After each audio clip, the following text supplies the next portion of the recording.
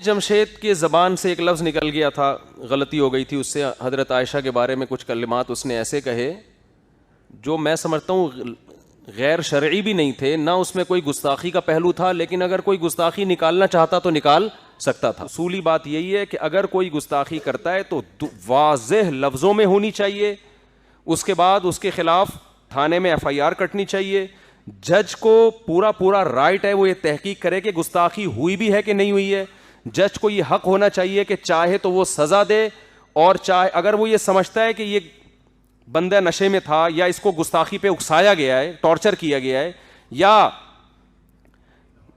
اس کا ذہنی توازن ٹھیک نہیں ہے، یا گستاخی، اس میں دونوں پہلو نکلتے ہیں، تو پھر جج کو یہ حق ہونا چاہیے کہ وہ کیس ختم کر دے، اس کو تحفظ ہونا، اور وکیلوں کو بھی ہونا چاہیے۔ دیکھو جب گستاخی کا کیس کسی کے خلاف چلے گا تو اس کی طرف سے بھی تو کوئی وکیل آئے گا نا، وکیل ڈر رہا ہوتا ہے کہ مجھے نہ اڑا دیں لوگ۔ بسم اللہ الرحمن الرحیم۔ یہ ہوتے ہیں فیس بک اور یوٹیوب کے مفتی، اور ان کے فتوے بھی اسی طرح کے ہوتے ہیں۔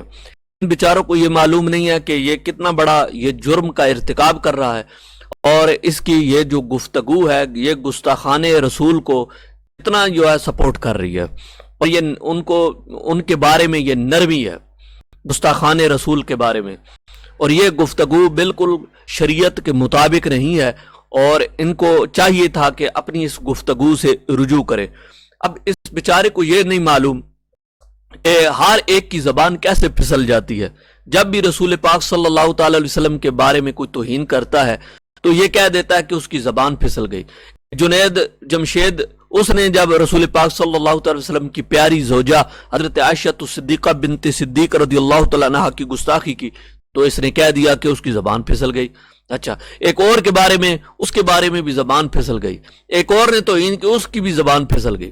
کمال ہے، جب بھی رسول اکرم صلی اللہ تعالی وسلم کی توہین کے بارے میں جب بھی کوئی ایسا بندہ توہین کرتا تو یہ کہہ دیتا ہے اس کی زبان پھسل گئی ہے۔ باقی کسی معاملے میں زبان نہیں پھسلتی، زبان پھسلتی ہے تو رسول پاک صلی اللہ تعالی علیہ وسلم کی توہین کرتے وقت ان کی زبان پھسل جاتی ہے۔ اللہ تعالیٰ اس طرح محفوظ فرمائے۔ دوسرا یہ جہالت ہے جو اس کی ہے، یاد رکھو صراحتاً گستاخی نہیں بلکہ کنایتاً اشارتاً بھی گستاخی پائی جائی رسول پاک صلی اللہ تعالی علیہ وآلہ وسلم کی تو اس وقت بھی انسان جو ہے مرتد ہو جاتا ہے، دائرہ اسلام سے خارج ہو جاتا ہے، اس کی بھی سزا قتل ہی مقرر کی جاتی ہے۔ اور یہ جو ہے رسول پاک صلی اللہ علیہ وسلم کے بال کو تصغیر کے صیغے سے بولے تو اس پر بھی حکم شرع لگ جاتا ہے، اس پر بھی کفر کا حکم لگ جاتا ہے۔ تو باقی آپ خود اندازہ لگا لو کہ جو صراحتاً ارتکاب کرے، اب تو جناب والا کسی کو تحقیق کرنے کی ضرورت ہی نہیں پڑتی، بلکہ سوشل میڈیا ہے، سوشل میڈیا میں آ کر واضح طور پر صراحتاً جو ہے وہ گستاخی کر دیتے ہیں، اس میں کسی قسم کی تعویل کرنے کی بھی ضرورت نہیں پڑتی، بلکہ اس کو بچانے کی بھی ضرورت نہیں پڑتی، اتنی صراحتاً جو ہے فیس بک پر آ کر وہ گستاخیاں کر دیتے ہیں۔ تو یہ اب کہنا کہ ایک جناب جج ہو عدالت میں جائے اور پھر وہ تصدیق کرے، اور تصدیق کرتے کرتے جو شریعت کا حکم ہے کہ اس کو تو بالکل دستی جو ہے اس کو ٹھکانے لگانا چاہیے، اور اگر کوئی توبہ بھی کرے تو گستاخ رسول کی توبہ بھی مطلقاً قبول نہیں ہے۔ تو میں پہلے تمہارے گھر سے حوالہ دے دیتا ہوں، علامہ ابن تیمیہ نے اس بارے میں لکھا ہے۔ علامہ ابن تیمیہ الصارم المسلول علی شاتم الرسول، یہ ان کی کتاب ہے۔ تو توبہ کرنے کے باوجود گالی دہندہ کو قتل کرنا جائز۔ اب یہ میں اردو میں دکھا رہا ہوں، آپ خود دیکھ لیں کہ آپ کو پتہ لگے گا۔ توبہ کرنے کے باوجود گالی دہندہ کو قتل کرنا جائز۔ اب یہاں پر ایک واقعہ انہوں نے ذکر کیا ہے، واقعہ ابن ابی سرح کا۔ وہ مرتد ہو گیا تھا اور رسول پاک صلی اللہ علیہ وسلم کی بارگاہ میں وہ آنا چاہتا تھا، اسلام بھی قبول کرنا چاہتا تھا، لیکن رسول پاک صلی اللہ تعالی وسلم چاہتے تھے کہ اسے قتل کر دیا جائے۔ وہ آیا اور اس نے اسلام بھی جو ہے قبول کر لیا تھا، لیکن پھر بھی جو ہے رسول پاک صلی اللہ تعالی وسلم چاہتے تھے کہ مسلمان اسے قتل کر دے۔ تو نیچے جو ہے یہاں پر علامہ ابن تیمیہ نے جو بات لکھی ہے وہ قابل غور ہے۔ کہتے ہیں یہ اس امر کی واضح دلیل ہے کہ اسلام لانے کے بعد بھی اسے قتل کرنا جائز ہے۔ لو جی، اسلام لانے کے بعد بھی، اب یہ کہو، ان کو بھی کہو مذہبی جنونی تھے، ان کو بھی ذرا کہہ دو۔ انہوں نے تو الصارم المسلول کے اندر یہ لکھا ہے، اور واضح طور پر لکھا ہے.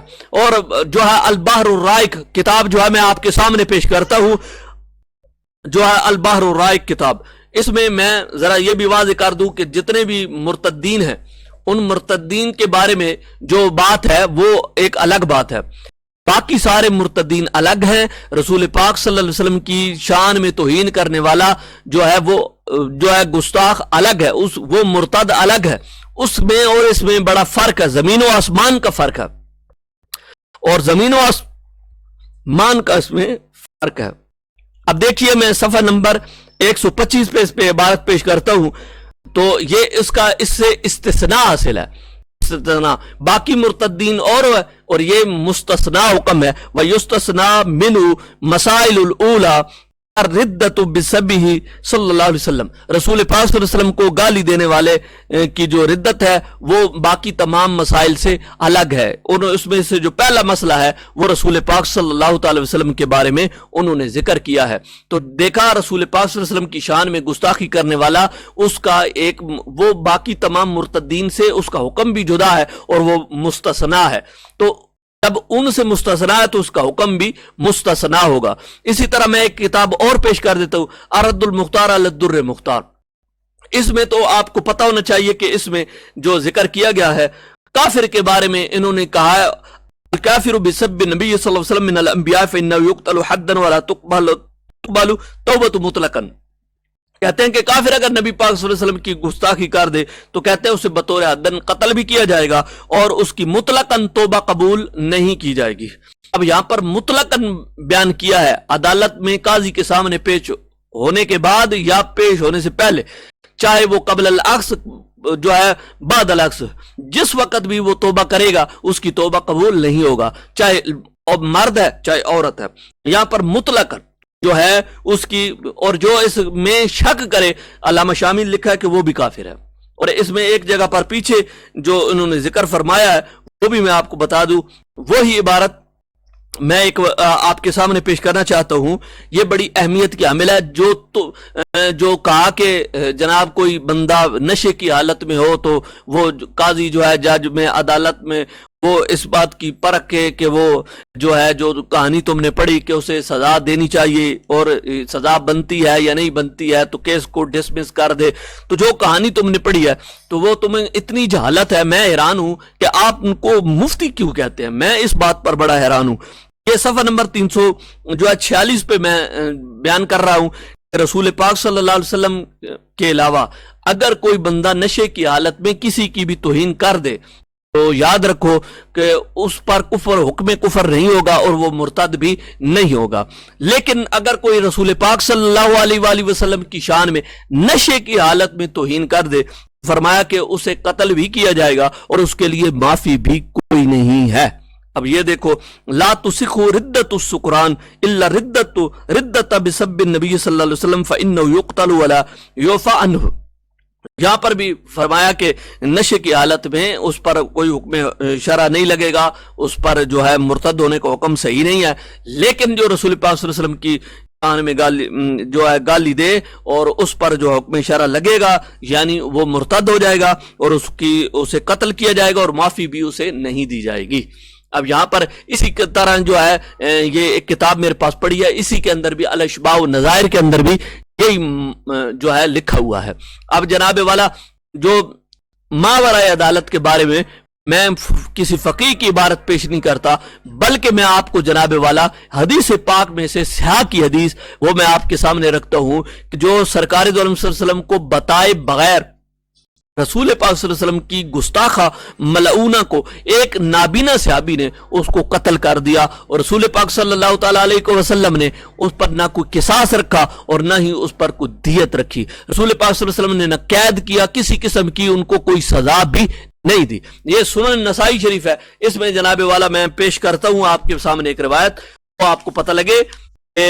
اب یہاں پر یہ جو روایت میں نے پیش کیا جناب 170 نمبر جو ہے اس کا جلد 2 میں اور صفحہ نمبر 170 ہے. یہاں دیکھ لیجئے گا وہ نابینا نے اس کو جب اپنی باندی کو قتل بھی کیا رسول پاک صلی اللہ علیہ وسلم نے اس کو معاف فرما دیا. اب یہ بتائیے کہ انہوں نے تو جا کر رسول پاک صلی اللہ علیہ وسلم دنیا کائنات کی سب سے بڑی عدالت ہے، رسول پاک صلی اللہ علیہ وسلم کی بارگاہ میں بتائے بغیر انہوں نے اس طرح کا معاملہ کیا۔ یہ مجھے آپ یہ بتائیے، یہ حوالہ جات غلط ہیں یا آپ غلط ہیں؟ حوالہ جات تو غلط ہو نہیں سکتے، 100% آپ کی غلطی میں کوئی شک نہیں۔ آپ کی یہ تعلیم غلط ہے، یا آپ کی یہ علم کی کمی ہے، یا پھر آپ جان بوجھ کر کرتے ہو، یا پھر کوئی فنڈ والا مسئلہ کوئی ایسا ضرور ہے جس کی بنیاد پر تم لوگ اس طرح کرتے ہو۔ تمہاری یہ نرویں گستاخ رسول کو جو ہے، جو گستاخیاں کرنے والے ہیں، ان کو آگے لے کے چلتی ہے، ان کا ایک حوصلہ بڑھتا ہے اور پھر یہ آگے زیادہ سے زیادہ گستاخیاں کرتے ہیں۔ یہ ایک اتنا نازک مسئلہ ہے، اس پر پہرا بڑا شدت کے ساتھ ہونا چاہیے۔ اللہ پاک سمجھنے کی توفیق عطا فرمائے۔ وآخر دعوانا الحمدللہ رب العالمین۔